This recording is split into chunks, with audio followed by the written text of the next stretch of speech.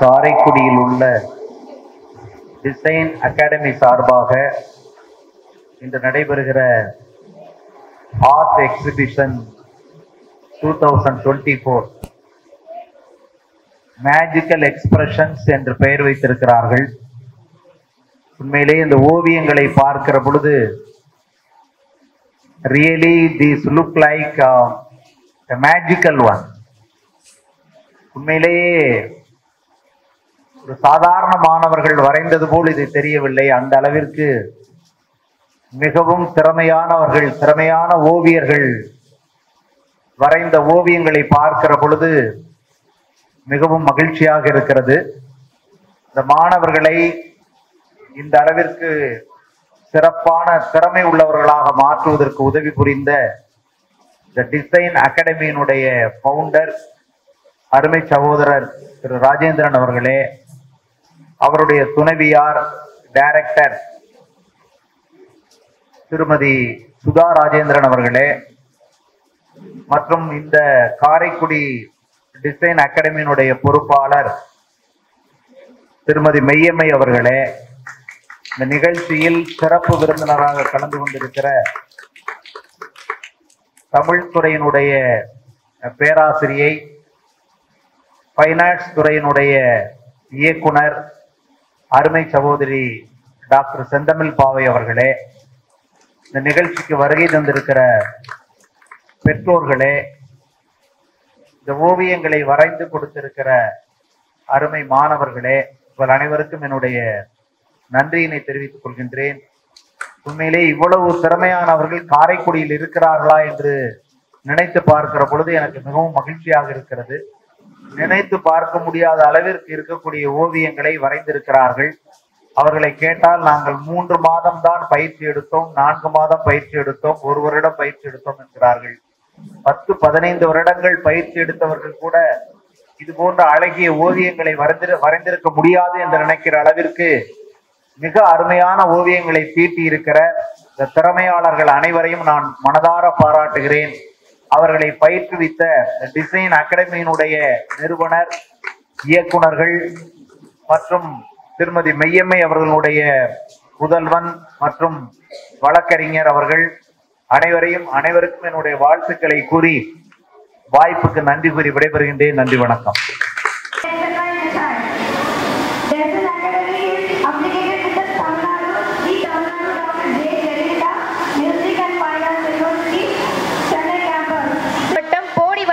அம்மாப்பட்டி என்னும் சிற்றூரில் 17/3/1968 பிறந்தவர். சில்லமரத்துப்பட்டி அரசு உயர்நிலைப் பள்ளியில் பள்ளி கல்வியையும் காரைக்குடி ராமசாமி தமிழ் கல்லூரியில் இலக்கிய இளவல் கல்வியையும் பயின்றவர். இலக்கிய இளவல் பட்ட படிப்பில் பல்கலைக்கழக அளவில் இலக்கண பாடத்தில் முதல் மதிப்பெண் பெற்றமைக்காக வெள்ளிப்பதக்கம் பெற்றவர். இவர் தம் முதுகலை ஆய்வில் எம்பில், PhD போன்ற மேல்நிலை கல்விகள் காரைக்குடி அழகப்பா பல்கலைக்கழக தமிழ் துறையில் அமைந்தன. பேராசிரியர் செந்தமிழ் பாவை அவர்களின் நெறிகாட்டுதலின் கீழ் 15 பேர் முனைவர் பட்டமும் 100க்கும் மேற்பட்டோர் ஆய்வியல் நிறைஞர் பட்டமும் பெற்றுள்ளனர். 19 பேர் முனைவர் பட்ட ஆய்வு மேற்கொண்டு வருகின்றனர். முதுகலை தமிழும் கோயிற்கலையும் பயின்றமையால் முதுகலை பயிலும் மாணவர்களை கோயில் ஆய்வில் ஈடுபட செய்து தமிழகத்தில் உள்ள அரிய பல கோயில்களின் வரலாற்றை தமிழ் கூறும் நல்லுலகம் அறியும்படி ஆவணப்படுத்தியுள்ளார். இவர் தம் ஆய்வு கட்டுரைகளுக்காக 8வது உலக தமிழ் மாநாடு, இந்திய பல்கலைக்கழக தமிழாசிரியர் மன்றம், ஆராய்ச்சி அமைப்பு, கம்பன் கழகம், தமிழ் சக்தி ஆய்வு மன்றம், பாரதிதாசன் தமிழ் பேரவை போன்ற அமைப்புகளில் இருந்து பல்வேறு பரிசுகளும் பாராட்டுகளும் பெற்றுள்ளார்.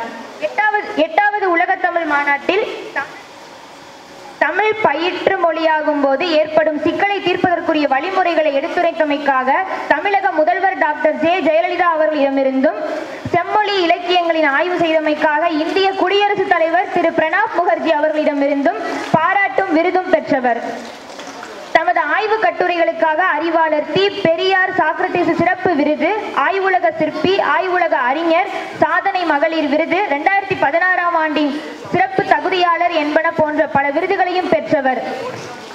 தமிழ் சங்கத்தின் ஆண்டுதோறும் சிவகங்கை மாவட்டத்தை சார்ந்த 2ஆம் வகுப்பு முதல் 11ஆம் வகுப்பு வரை பயிலும் மாணவர்களுக்கு ஆத்திச்சூடி முதல் நீதிநெறி விளக்கம் வரை உள்ள அறநூல்களை விலையின்றி வழங்கி அறநூல் ஒப்பித்தல் போட்டிகள் நடத்தி இளஞ்சிறார்களை அறத்தின் வழி ஆற்றுப்படுத்தும் பணியை செய்து வருகின்றார்.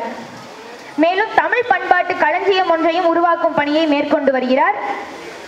அழகப்பா பல்கலைக்கழக தமிழ் துறையிலிருந்து வெளியாகும் ஆதிச்சம், தமிழ் பண்பாட்டு மையத்திலிருந்து வெளியாகும் வேரும் விழுதும், தேமதுரம் ஆகிய இதழ்களுக்கு பதிப்பாசிரியராகவும் விலக்கி இதழாசிரியர் என்னும் பணியை திறம்பட ஆற்றி வருகிறார்.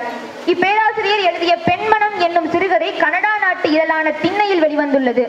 வல்லமை தந்துவிட்டா என்னும் சிறுகதை தொகுப்பில் உள்ள சிறுகதைகள் அழகப்பா பல்கலைக்கழக இணைப்பு கல்லூரிகள் அனைத்திலும் பாடமாக வைக்கப்பட்டுள்ளது.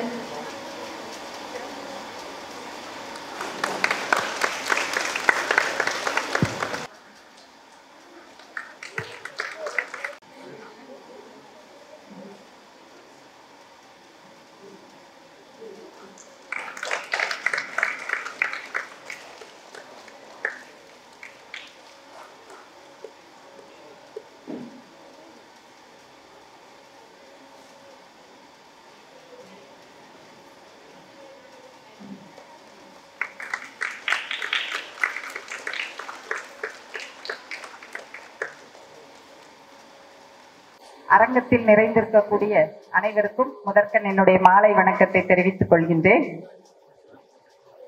டெசின் அகாடமி நடத்தக்கூடிய இந்த ஓவிய போட்டி மற்றும் ஓவிய கண்காட்சியில் சிறப்பு விருந்தினராக கலந்து கொள்வதில் மிக்க மகிழ்ச்சி அடைகின்றேன்.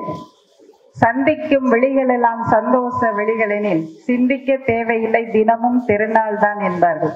அந்த வகையில் முதலில் மெய்யம்மை அவர்கள் என்னை அழைத்த போது கூட சிறிது தயக்கம் இருந்தது. எனக்கு வேறு ஒரு நிகழ்வும் இருந்ததன் காரணத்தால் வர முடியாது என்றுதான் முதலில் சொல்லலாம் என்று நினைத்தேன். ஆனால் இன்றைக்கு இந்த மாணவ பிரம்மாக்களுடைய ஓவியங்களை எல்லாம் பார்க்கின்ற பொழுது நல்ல ஒரு வாய்ப்பை தவற விட்டு விடாமல் வந்துவிட்டேன் என்கின்ற மகிழ்ச்சி எனக்கு ஏற்பட்டிருக்கின்றது. டெசின் அகாடமியினுடைய தலைவர், செயலர் இங்கு இருந்து அதாவது காரைக்குடியில் மிகச் சிறப்பாக இந்த அகாடமியை நடத்தி வரக்கூடிய மெய்யம்மை எல்லோருக்கும் என்னுடைய வாழ்த்தும் பாராட்டும். தமிழகம் முழுவதும் மட்டுமன்றி அந்த மாநிலம் 60 கிளைகளை நிறுவி மிகச் சிறப்பாக அவர்கள் இந்த நிறுவனத்தை நடத்தி கொண்டு வருகின்றார்கள். அதோடு மட்டுமன்றி பொதுவாக சொல்லுவோம், கவிதை என்பது பேசும் ஓவியம், ஓவியம் என்பது பேசாத கவிதை என்று சொல்லுவார்கள். ஏன்னா ஒரு ஓவியத்தை பார்த்த உடனே நம்மால் அது எதை சொல்ல வருகின்றது என்பதை புரிந்து கொள்ள முடியும். அந்த அடிப்படையில் பொதுவாக கண்ணதாசன் சொல்லுவார், தான் கவிதை எழுதுவதால் நான் படைப்பதனால், பொதுவாக படைப்பு கடவுள்னு சொல்லுவோம் இல்லையா பிரம்மாவை, அது போல நான் படைப்பதனால் என் பேர் இறைவன் அப்படின்னு சொல்லுவார். ஆனா இங்க நீங்க தான் பிரம்மாக்கள், படைப்புலக பிரம்மாக்களாக நீங்கள் அனைவரும், ஓவிய மாணவர்கள் அனைவரும் ஒவ்வொருவருமே ஒரு பிரம்மா என்றுதான் சொல்ல வேண்டும். ஏன்னா புதிதான பல கற்பனைகளை நீங்கள் உருவாக்கி இருக்கின்றீர்கள். ஒவ்வொரு ஓவியத்தையும் பார்க்கும் பொழுது, அது 6லிருந்து 60 வரை என்ற ஒரு திரைப்படம் கூட உண்டு. அந்த அத்தனை வயதுக்கு உட்பட்டவர்களும் இதில் பங்கு பெற்று தங்களுடைய ஓவிய திறமையை வெளிப்படுத்தி இருக்கின்றீர்கள். பொதுவாக ஓவியம் அப்படின்னு வரும்போது அது பல வகைகள் இருக்கு. பென்சில் ஓவியம் சொல்லுவாங்க, acrylic, oil painting, water colour என்று. நாங்க இப்ப எங்களுடைய பல்கலைக்கழகத்துல இந்த பிஎஃப்ஏ பெயிண்டிங், எம்எஃப்ஏ பெயிண்டிங் நடத்திட்டு வர்றோம். எங்களுடைய மாணவர்கள் 4 ஆண்டுகள் பிஎஃப்ஏ பெயிண்டிங் படிக்கிறாங்க, அதுக்கப்புறம் 2 ஆண்டுகள் எம்எஃப்ஏ பெயிண்டிங் படிக்கிறாங்க. எங்க அந்த 6 ஆண்டுகள் படித்து விட்டு வரையக்கூடிய மாணவர்களுடைய ஓவியம் அளவிற்கு இங்கு 6 மாதம் பயின்ற மாணவர்கள் வரையக்கூடிய ஓவியங்கள் அமைந்திருக்கின்றது என்பதில் நான் பெரிதும் மகிழ்ச்சி அடைகின்றேன். ஏன்னா ஒவ்வொரு ஓவியமே, நான் இதை இந்த புத்தகத்தை அவங்க எல்லா மாணவருடைய ஓவியத்தையுமே எனக்கு அன்னைக்கே அவங்க அழைப்புதல் கொடுக்கும்போது கொடுத்தாங்க. ஒவ்வொரு ஓவியமுமே ஒரு தனித்தன்மை வாய்ந்ததாக அமைந்திருப்பதை பார்த்தேன். அதுல இந்த ஒரு முருகனுடைய ஓவியம் பார்த்தீங்கன்னா வழக்கமாக இருக்கக்கூடியதுல இருந்து மாறுபட்டு சிந்திக்கின்ற பொழுதுதான் ஒரு படைப்பாளி வெற்றி பெறான். அந்த அடிப்படையில பொதுவா முருகன் அப்படின்னாலே கையில இந்த கடவுளாவே அவரை நம்ம பார்த்திருப்போம். அப்ப பார்க்கும்போது வரதம், அபயம், வரதம் சொல்லுவாங்க. 2 கையும் அப்படியும் இந்த மாதிரி இப்படிதான் இருக்கும். ஆனா இன்னைக்கு அந்த பொண்ணோட பாட்டியும் தாத்தா வந்திருக்காங்க, முருகன் ஓவியம் வரைந்தவங்களோடது. அந்த பொண்ணு குஜராத்ல இருக்காங்கன்னு சொன்னாங்க. கையில முருகன் மலர் வச்சிட்டு இருக்காரு, ஒரு ரோஜா பூ வச்சிட்டு இருக்காரு. இதான் காலத்திற்கு ஏற்ற சிந்தனை. ஏன்னா இன்னும் அந்த பிள்ளை இன்னும் கொஞ்சம் வளர்ந்துச்சுன்னா அதை பற்றி ஒரு புரிதல் வரும். இன்றைக்கெல்லாம் காதலினுடைய குறியீடாக ரோஜா மலரை கொடுப்பது அப்படிங்கறது தான் இருக்கு. இப்போ முருகன் யாருக்கு ரோஜா கொடுக்குறாருன்னு தெரியல. பக்கத்துல வள்ளிய காணா. ஆனாலும் ஒரு புதிய சிந்தனை இதுவரையில இருந்ததுல இருந்து கொஞ்சம் மாறுபட்டு. அப்ப ஏன் முருகன் கையில இதேதான் வழக்கமா இருக்கிறதுதான் இருக்கணுமா? பொதுவா நீங்க கடவுளுடைய படம், நமக்கு கடவுள் எப்படி இருப்பான்னு யாருக்கும் தெரியாது. காலங்காலமாக உருவாக்கி வைத்திருக்கக்கூடிய ஓவியர்களாலதான் இன்னைக்கு வந்து கடவுளை பற்றி ஒரு பிம்பம் நமக்கு வந்து கிடைச்சிருக்கு. சரஸ்வதியா இப்படி இருப்பாங்க, யார் வரைஞ்சது? யார் சரஸ்வதியை பார்த்திருக்கோம்? இல்ல. அப்போ ஒரு ஓவியருடைய கற்பனையில் உருவான வடிவங்கள் தான் அது. சரஸ்வதியாக இருக்கட்டும், சிவபெருமானாக இருக்கட்டும், திருமாலாக இருக்கட்டும், எந்த கடவுளராக இருந்தாலும் அந்த ஓவியங்கள் எல்லாம் ஓவியர்கள் வாயிலாக தான் நம்மால வந்து இன்னைக்கு வந்து அதை வந்து அறிந்து கொள்ள முடிகின்றது. அதை சிற்பம் செதுக்குகின்ற பொழுது அவங்களுடைய கற்பனையை வந்து அதுல கொஞ்சம் கலக்குறாங்க. இந்த கதைகள், இலக்கியங்கள், வரலாறுகள் இதையெல்லாம் தெரிந்து கொண்டு அதை கொண்டு போய் ஒரு படைப்புக்குள்ள கொண்டு வரும்போதுதான் அது வந்து ஒரு சிறந்த படைப்பாக வெளிப்படுகின்றது அப்படிங்கிறத வந்து பாக்குறோம். அந்த அடிப்படையில தான் அந்த முருகனுடைய ஓவியம். ஏன்னா முருகன் தவழ்வது போல நிறைய வரைஞ்சிருப்பாங்க. பெரும்பாலும் அவர் ஆசீர்வாதம் பண்ற மாதிரி தான் அந்த ஓவியம் வந்து இருக்கும். ஆனா இந்த குழந்தை வரைந்திருக்கக்கூடிய ஓவியம் ஒரு புதிய கற்பனையாக இருப்பதை வந்து பார்க்க முடிகின்றது. ஏன்னா கற்பனையோட நீங்க வந்து இன்னைக்கு எல்லாரும் நல்லா வரைஞ்சிருக்கீங்க. அதோட இன்னும் கொஞ்சம் வரையும் போது வரலாறும் உங்களுக்கு வந்து தெரியணும். ஏன்னா வரலாறு தெரிஞ்சாதான் அந்த ஓவியம். இப்போ ஒரு அரசரை வரைகிறீங்க அப்படின்னா அங்க கூட ஒரு அரசருடைய ஓவியம் இருந்துச்சு. இல்ல ஒரு இறைவனுடைய சந்திரன், சூரியன், யாரோ ஒரு கடவுளருடைய படங்கள் அப்படி வரைகிறீங்கன்னா அவங்களை பற்றிய கதை உங்களுக்கு முழுமையா புரிஞ்சிருந்தாதான் உங்களால அந்த முழுமையான ஒரு வடிவத்தை வந்து கொண்டு வர முடியும். நீங்க இப்ப கடவுளர் படம் அப்படின்னா நீங்க வந்துட்டு ஆதி மூலம், சிற்பி இவங்களைத்தான் வந்து சொல்லுவாங்க. அப்படியே வந்து கண்ணுல ஒத்திக்கலாம் போல இருக்கே அப்படின்னு சொல்லி அவங்க வந்து வரைவாங்க. கோயிலுக்கே போய் அந்த கருவறையில் இருக்கக்கூடிய இறைவனை பார்த்து, தூண்கள்ல இருக்கக்கூடிய சிற்பங்களை பார்த்துதான் அவங்க வந்து அந்த படங்களை எல்லாம் வரைகிறாங்க. அப்ப அது போல நீங்களும் நிறைய பயணம் போகணும். பயணம் சொல்லுகின்ற பொழுது உங்களால நிறைய பார்க்க முடியும். அதை பார்த்து நீங்க ஒரு புதிய கோணத்துல வந்து ஒரு படங்களை வந்து உருவாக்க முடியும். அதே போல பொது அறிவு சார்ந்ததும் உங்களுக்கு வந்து இருக்கணும். ஏன்னா ஒரு சில ஓவியங்கள்ல ஒரு சின்ன சின்ன குறைபாடுகள் இருக்கிறத வந்து பார்த்தேன். அந்த புள்ளி மான் இருக்கிற மானும் அதனுடைய குட்டி இருக்கக்கூடிய ஒரு ஓவியம் பார்த்தேன். அதுல வந்து பாத்தீங்கன்னா குட்டி மான் ரெண்டுக்கும் புள்ளி இருக்கு உடம்புல. ஆனா பெரிய மானுக்கு புள்ளி இல்ல. புள்ளிமான்னு சொல்லுவோம் இல்லையா? அப்ப தாய்க்கு இருந்தா தானே பிள்ளைக்கு வரும் இல்லையா? அப்ப அந்த அது போல ஒரு நுட்பமான சின்ன சின்ன ஒரு சில குறைபாடுகள் இருக்கிறது வந்து அது வந்து இப்ப காலப்போக்கில். ஏன்னா நீங்க எல்லாருமே சின்ன குழந்தைங்க தான். இந்த குழந்தைங்க இந்த அளவுக்கு வரைஞ்சிருக்கீங்க அப்படிங்கும் போது அது ஒரு பெரிய சாதனையா தான் நான் வந்து பாக்குறேன். ஏன்னா கற்பனை அப்படிங்கும் போது நம்ம பொதுவா இப்ப மகாலட்சுமி சொல்லுவோம். இப்ப மகாலட்சுமி ஓவியம் வரையணும் அப்படின்னு சொன்னாலே நம்ம உடனே ரெண்டு பக்கம் ஒரு யானை இருக்கிற மாதிரி வரைஞ்சிட்டு அந்த யானை துதிக்கையில அப்படி தண்ணி வந்து சொரியிற மாதிரி, கும்பம் வச்சிருக்க மாதிரி, இப்படிதான் கோயிலையும் சிற்பம் இருக்கும். நீங்க படங்கள்லையும் பார்க்கலாம். அப்ப சரஸ்வதினா கையில வீணை இருக்கிற மாதிரி. இந்த காட்சி எங்க இருக்குன்னா, நீங்க இந்த தொல்காப்பியம், சங்க இலக்கியம்னு கேள்விப்பட்டிருப்பீங்க. சங்க இலக்கியத்துல இருக்கக்கூடிய கலித்தொகையில ஒரு பாட்டுல, குறிஞ்சிக்களி அப்படிங்கிற பாடல்ல கபிலர் வந்து இந்த சொல்றாரு. ஒரு மரம் இப்படி விளைஞ்சிருக்கு, அதுக்கு நடுவுல அந்த லட்சுமி இருக்கிற மாதிரி இவருக்கு ஒரு கற்பனை தோணுது. அது எப்படி இருக்குன்னா, யானை நீரை சொரிவது போல இருக்கின்றது அப்படின்னு சொல்றாரு. அப்படின்னோடனே அதை பார்த்த உடனே அப்ப அவர் எழுதி வச்சதை படிச்சவங்க வெளியில சொல்றாங்க. அப்ப சொல்றதை கேட்ட உடனே அப்ப இதை ஏன் இப்படி வரையக்கூடாதுன்னு அப்படி உருவானதான் லட்சுமியினுடைய ஓவியம். அதே போல சரஸ்வதினா வீணை வாசிக்கிற மாதிரி, கையில ஓலைச்சுவடி, ஏட்டுச்சுவடின்னு சொல்றோன்னே அதை வச்சிருக்க மாதிரி, இப்படி எல்லாமே அந்த இலக்கியங்களில் இருக்கக்கூடியதற்கு வடிவம் கொடுத்தல் அப்படிங்கிற ஒரு முறைதான் புராணங்கள்ல இருக்கக்கூடியது. இப்ப சிவன் வரைஞ்சிருக்காங்க. சிவனுக்கு வந்து அந்த பிறை இருக்கும், பிறை இருக்கிற மாதிரி காட்டுவாங்க. அதுல எல்லாம் சில நுட்பங்கள்லாம் இருக்கு. அது வந்து ஒரு புராண கதை தான். ரோகிணி அப்படிங்கிறது அந்த புராண கதையோடு தொடர்புடையது. அந்த அதுல வரைஞ்ச சின்ன குழந்தைங்கிறதுனால அது வந்து முழுக்க வரைஞ்சிருக்காரு. அந்த சிவனுடைய படத்துல வந்து பாத்தீங்கன்னா இப்படி இந்த இடத்துல அப்படி முழுமையா இருக்கு. ஆனா அது பிறை வந்து சின்னதா கீட்ட ஓரமா தான் இருக்கும். தடையில, அதாவது செஞ்சடையில வந்து சிவபெருமான் வந்து அந்த பிறையை சூடி இருக்கின்றார் அப்படின்னு சொல்றதுக்கான ஒரு குறியீடு. அது எல்லாமே குறியீடு. ஏன் பாம்பை கழுத்துல அணிஞ்சிருக்காரு, ஏன் உத்ராட்ச மாலை போட்டிருக்காரு அப்படிங்கிறதுக்கெல்லாம் நிறைய கதைகள் இருக்கு. அதெல்லாம் நீங்க வந்து வளர வளர தெரிஞ்சுக்கணும். அப்படி தெரிஞ்சுக்கிட்டு நீங்க வரைகின்ற பொழுது உங்களுடைய ஓவியங்கள் எல்லாமே மிக சிறப்பாக இருக்கும் அப்படிங்கிறத வந்து பாக்குறோம். அதே போல பெண்கள் ஓவியம் அப்படின்னு பாத்தீங்கன்னா மாருதி ஜெயராஜ் இவங்க 2 பேரோட அப்படியே கண்ணில் ஒத்திக்கலாம் போல இருக்குன்னு சொல்லுவாங்க. அந்த அளவுக்கு தத்ரூபமா ஒரு பெண் குழந்தையோ ஒரு பெண்ணையோ இல்ல இளம்பருவ பெண்ணையோ வரைகிறது அப்படின்னு பாத்தீங்கன்னா ஜெயராஜ் வந்து வேற மாதிரி வரைவாரு. ஆனா மாருதி வந்து அப்படியே உள்ளது உள்ளபடி அப்படியே வரையக்கூடிய ஒரு ஆற்றல் அவர்கிட்ட இருக்க வந்து பார்க்கலாம்.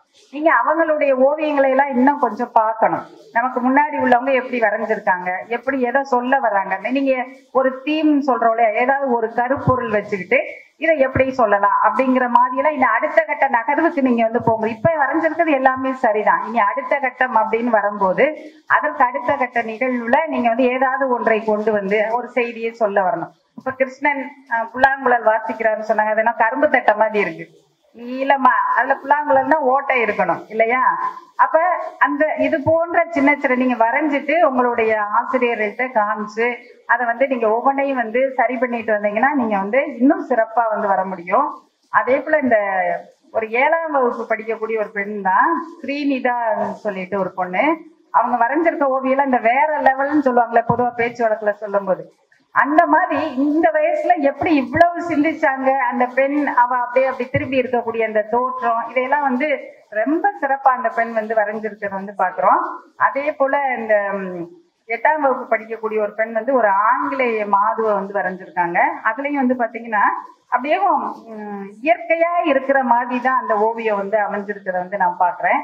அப்படி எந்த ஓவியத்தை எடுத்தாலும் அதை விட இந்த கிளியை பற்றி வரைந்திருக்கக்கூடியது, நடனம் ஆடக்கூடிய ஒரு பெண்ணை பத்தி ரேகா, அவங்க கல்லூரியில படிக்கிறாங்க, 1ஆம் ஆண்டு படிக்கிறாங்க. அவங்க வந்து அந்த வரைஞ்சிருக்க அந்த பெண் வந்து அப்படியே நடனம் ஆடுற மாதிரியே அப்படி இருக்கு. அந்த திரும்பி அந்த பாவனைன்னு சொல்லுவோம் இல்லையா, போஸ் கொடுக்கறது அப்படின்னு சொல்லிட்டு அந்த மாதிரி அப்படியே அவ்வளவு தத்ரூபமா அந்த ஓவியத்தை வந்து பார்க்க முடியுது. அதே போல சிவபெருமானை வரைந்திருக்கக்கூடிய ஓவியம், பிள்ளையார வரைந்திருக்கக்கூடிய ஓவியம் எல்லாமே வந்து மிக சிறப்பாக ஒவ்வொரு ஓவியமுமே இந்த வயசுல இருக்கக்கூடிய இந்த குழந்தைகளா இப்படி வரைந்தார்கள் என்று சொல்லக்கூடிய அளவிற்கு உங்களுடைய ஓவியங்கள் ஒவ்வொன்றும் அமைந்திருக்கின்றது. அதனால இன்னும் தொடர்ந்து நீங்கள் வந்து பயிற்சி எடுக்கின்ற பொழுது பெரும் சாதனையாளர்கள், அவங்க கூட சொன்னாங்க கின்ன சாதனைக்கு வந்துட்டு வரைஞ்சாங்க ஒரே 1 மணி நேரத்துல 2 மணி நேரத்துலன்னு சொல்லி சில ஓவியங்களை எல்லாம் சொன்னாங்க. அப்படி தொடர் சாதனையாளர்களாக நீங்கள் வந்து மாற வேண்டும். அதற்கு இந்த அகாடமி துணை நிற்கும். ஓராண்டு ஒரு 6 மாசம் அப்படின்லாம் படிச்ச பெற்றோருக்கும் நான் சொல்லிக்கிறேன், ஒரு முழுமை வராது.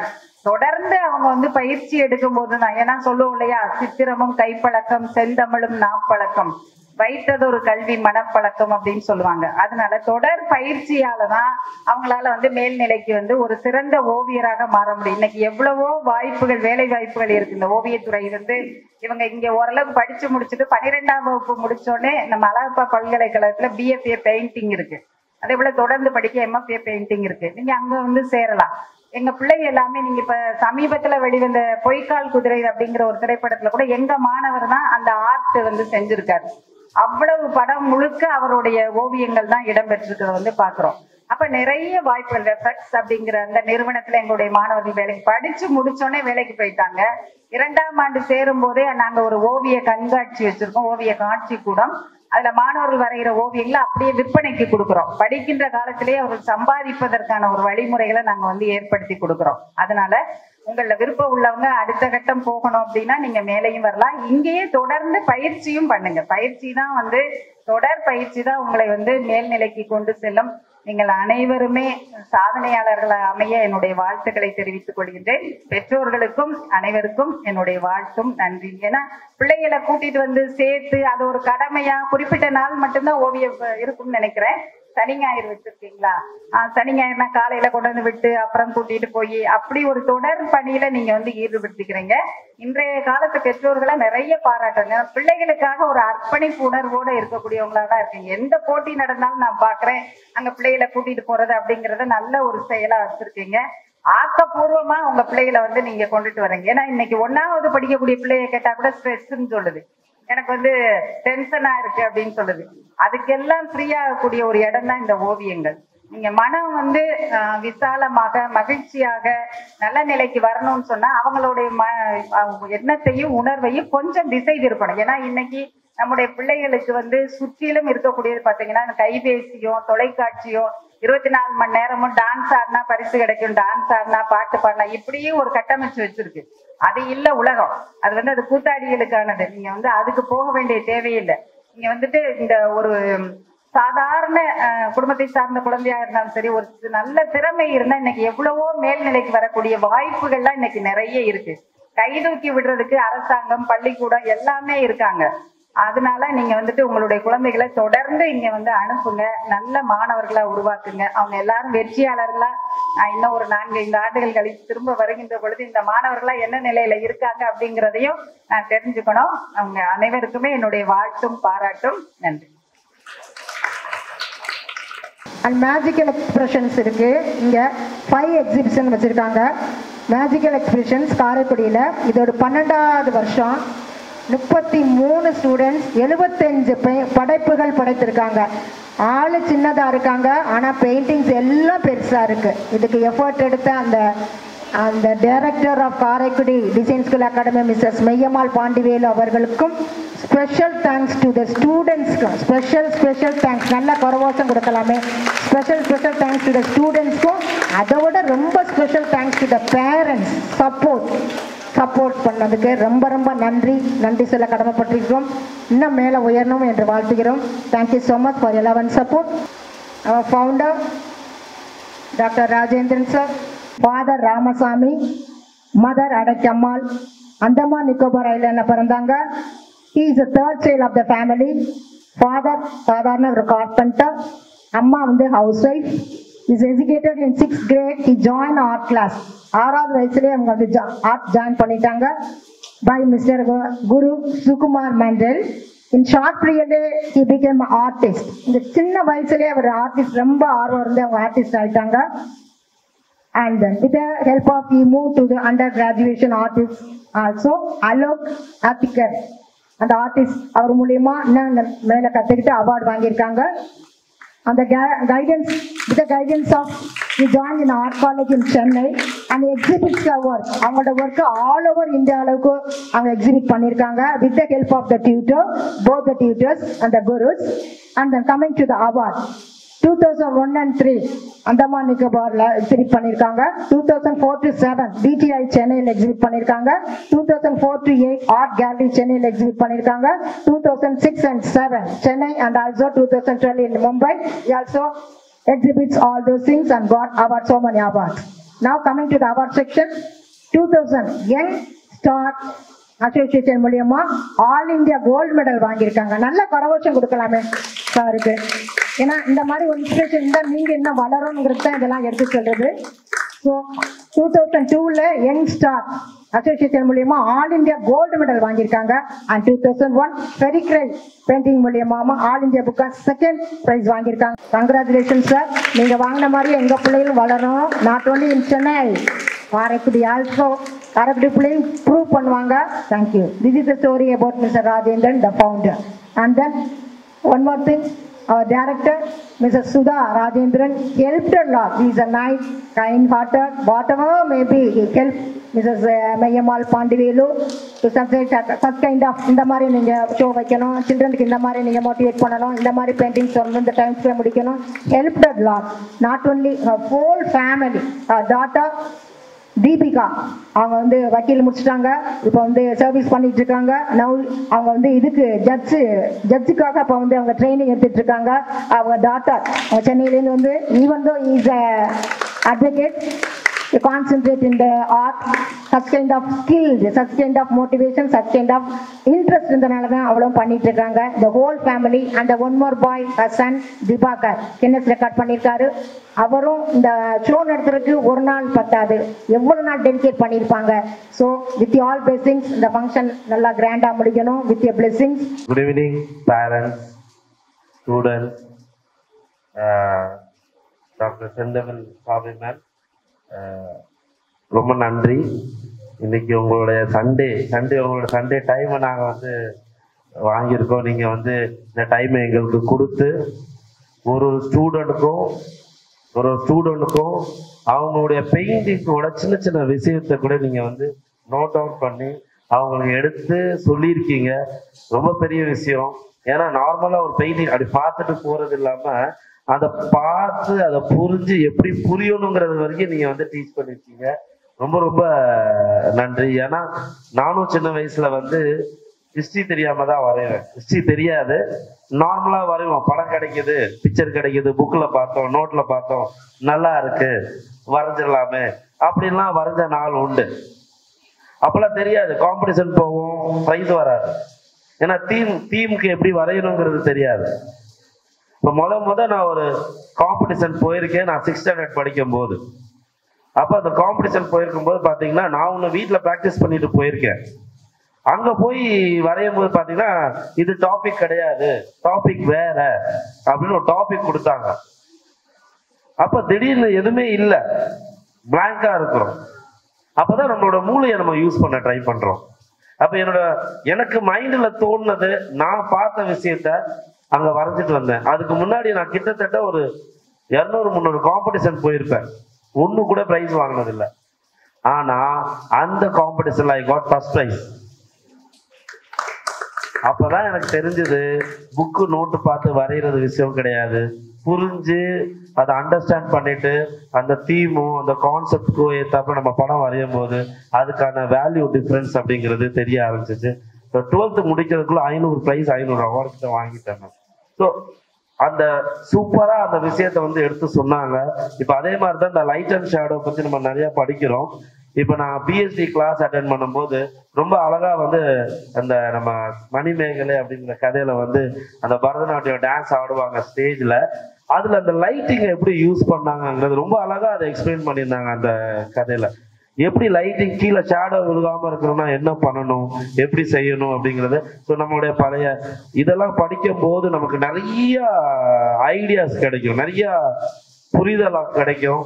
அண்ட் அது மாதிரி வந்து மேடம் ஒரு ஸ்டூடெண்டோட ஒரு பெயிண்டிங்லையுமே அந்த முருகனை வச்சு சொல்லியிருந்தாங்க. அந்த கையில ரோஸ் வச்சிருக்காரு, ரொம்ப நல்லா இருந்தது. உங்களோட பார்வை எப்படி இருந்தது அப்படிங்கிறது எங்கனாலும் புரிஞ்சுக்க முடிஞ்சது, குழந்தைக்கும் புரிஞ்சிருக்கும்னு நினைக்கிறேன். அப்படியா? எங்க சத்தமே காணுமே. யா ஸோ ஒரு விஷயம் வரைகிறீங்கன்னா ஏன் வரைகிறோம், எதுக்கு வரைகிறோம் அப்படிங்கிற ஒரு கேள்வி நமக்குள்ள ஃபார்ம் ஆகணும். கரெக்டா இல்லையா? மேடம் சொன்ன மாதிரி நம்மளோட ஹிஸ்டரி தெரியணும். ஹிஸ்டரியில ஒரு விஷயத்த நம்ம மாத்திர முடியாது. ஏன்னா ஒரு ஆர்ட் அப்படிங்கிறது என்னன்னா அது வந்து படைப்பு பிரசன்ட், நம்ம வந்து பிரசன்ட் பண்ணிடும், அது ஸ்டோர் ஆயிருது.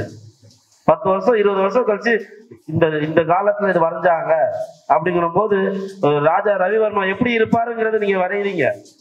அப்போ அந்த பூணூல் கான்செப்ட் சொன்னாங்க, இது போடணுமா போடக்கூடாதாங்கிறதுக்கு அந்த ஹிஸ்டரி தெரிஞ்சா மட்டும்தான் நம்ம வரைய முடியும். ஸோ அந்த மாதிரி நீங்க ஒரு படம் இனிமேல் வரையும் போது ஹிஸ்டரி தெரிஞ்சுக்குங்க, நாலேஜ் எடுத்துக்குங்க, அதுக்கப்புறம் அதை வரைய ஸ்டார்ட் பண்ணுங்க. அப்போ வந்து உங்களுக்கு இன்னும் நல்லா புரிதல் இருக்கும். அண்ட் உங்களோட பெயிண்டிங் வந்து ஒரு தடவைக்கு 10 தடவை கரெக்ஷன் பார்க்கணும். மேடம் சொன்ன மாதிரி மேடம்கிட்ட காமிக்கணும். கரெக்ஷன் பார்த்து கொஞ்சம் கொஞ்சமா கொண்டு வரும்போது படம் இன்னும் அழகாகவும் அண்ட் புரிதலாகவும் இருக்கும். சரிங்களா?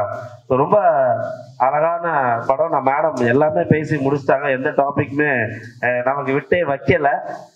இருந்தாலும் அதே மாதிரி சொன்ன மாதிரி இது முடிஞ்சதுன்னு கிடையாது, இதுதான் start up. This is a start up. இப்பதான் நீங்க ஆரம்பிச்சிருக்கீங்க. இதை நீங்க பிராக்டிஸ் பண்ணதான் அது நம்மளோட ஹேண்ட் வந்து அப்படியே கிளியரிட்டி வரும், ஃபினிஷிங் வரும், நாலேஜ் கிடைக்கும். ஸோ இந்த மாதிரி நீங்க ப்ராக்டிஸ் பண்ணதுக்கு அப்புறம் தான் 12th முடிச்ச உடனே நீங்க பாத்தீங்கன்னா இன்னைக்கு எந்த ஒரு காலேஜ் எடுத்துக்கங்க, டிசைனிங் காலேஜா இருக்கட்டும், ஃபைன் ஆர்ட்ஸ் காலேஜா இருக்கட்டும், என்ட்ரன்ஸ் எக்ஸாம் உண்டு. அந்த என்ட்ரன்ஸ் எக்ஸாம் அவங்க பாஸ் பண்ணாதான் அவங்க நினைச்ச அந்த விஷயத்தை அடைய முடியும். ஸோ அதுக்கு நல்லா ப்ராக்டிஸ் பண்ணணும். நல்லா பண்ணியிருக்காங்க, இன்னும் நிறைய பண்ணணும். அண்ட் ஸோ இந்த மாதிரி வந்து நிறைய ஃபீல்டு இருக்கு. நம்ம எல்லாமே பேசியாச்சு ஃபர்ஸ்ட் டேலயே, டிசைனிங் காலேஜ் எங்கெல்லாம் ஃபீல்டு இருக்குன்னு. மேடம் சொன்ன மாதிரி நம்ம அழகாப்பா யூனிவர்சிட்டியில வந்து பிஎஃப்ஐ இருக்கு, எம்எஃப்ஐ இருக்கு. 12th முடிச்சதுக்கு அப்புறம் நீங்க அதை போய் ஜாயின் பண்ணலாம். அதை படிக்கும் போது உங்களுக்கு இந்த 4 வருஷம் ஃபுல் டே. இப்ப நம்ம பார்த்தமா படிக்கிறோம், ஒரு சண்டேல படிக்கிறோம், அப்படி இல்லாம ஃபுல் டே நம்ம இதுதான் அப்படின்னு படிக்கும் போது யோசிச்சுப்பாங்க 4 வருஷத்துல எந்த அளவுக்கு அவங்க இருப்பாங்க அப்படின்ட்டு. என்னோட மாஸ்டர் மேடம் சொன்ன மாதிரி, என்னோட மாஸ்டர் இளையராஜான்னு சொல்லிட்டு ஆர்டிஸ்ட், அவரோட பெயிண்டிங் வந்து வேர்ல்டுலயே வந்து ரியலிஸ்டிக் பெயிண்டிங்ல டாப் 10ல அவரோட பெயிண்டிங் இருக்கும். அந்த அளவுக்கு தத்ரூபமா வரைவாங்க. அந்த அளவுக்கு தத்ரூபம் எப்படி வந்ததுன்னா சின்ன வயசுல இருந்தே வரைஞ்சுக்கிட்டே இருக்கிறோம். அப்பதான் அந்த தத்ரூபம் வருது. அவரோட ஒரு ஸ்கொயர் ஃபீட் 1 லட்சம் ரூபா. இன்னைக்கு அவர் இல்லை எங்க சார். ஆனாலும் இன்னைக்கு அவங்க பெயிண்டிங் அவ்வளோ டிமாண்டு. 4 பெயிண்டிங் இருக்கு, கேட்டுக்கிட்டே இருக்காங்க டெய்லி.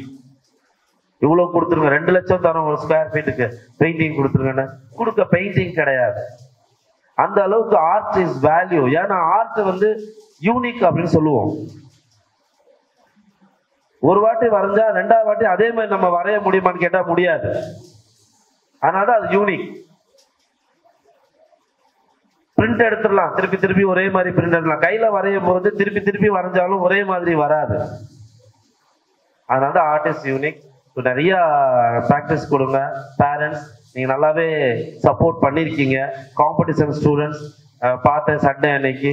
உங்க ஸ்டூடெண்ட் பேரண்ட்ஸ் நல்லா ஹெல்ப் பண்ணீங்க, கூட்டியாந்துருக்கீங்க. அவங்க இந்த மாதிரி எக்ஸ்பிரஸ் அந்த மாதிரியான இடத்துக்கு கூட்டியாந்து அவங்கள விடும்போது தான் நிறைய அவங்களுக்கு நாலேஜ் கிடைக்கும். அண்ட் ரொம்ப அழகா வரைஞ்சிருந்தாங்க காம்படிஷன் ஸ்டூடெண்ட்ஸ் எல்லாருமே. பிக்சர்ஸ் பார்க்கும்போது தீம் ஐடியாஸ் ரொம்ப அழகா இருந்தது.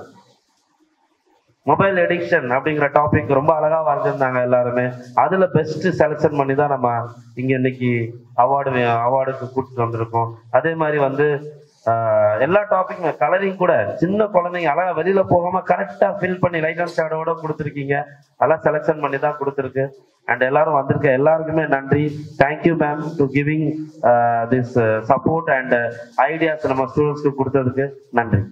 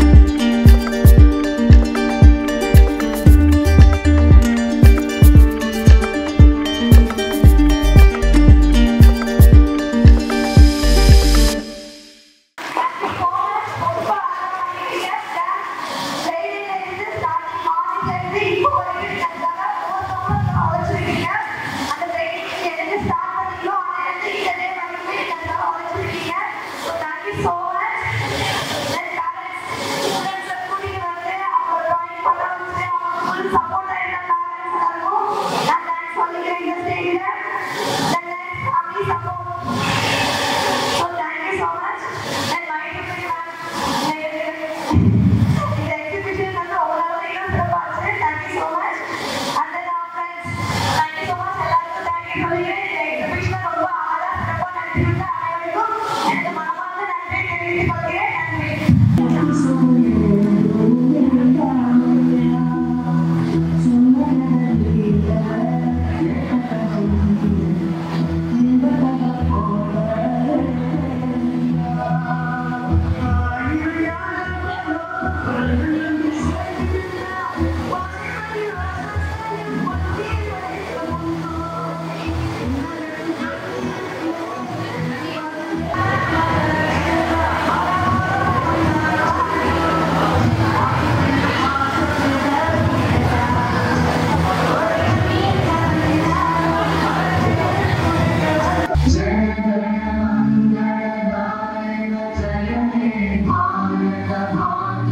Jai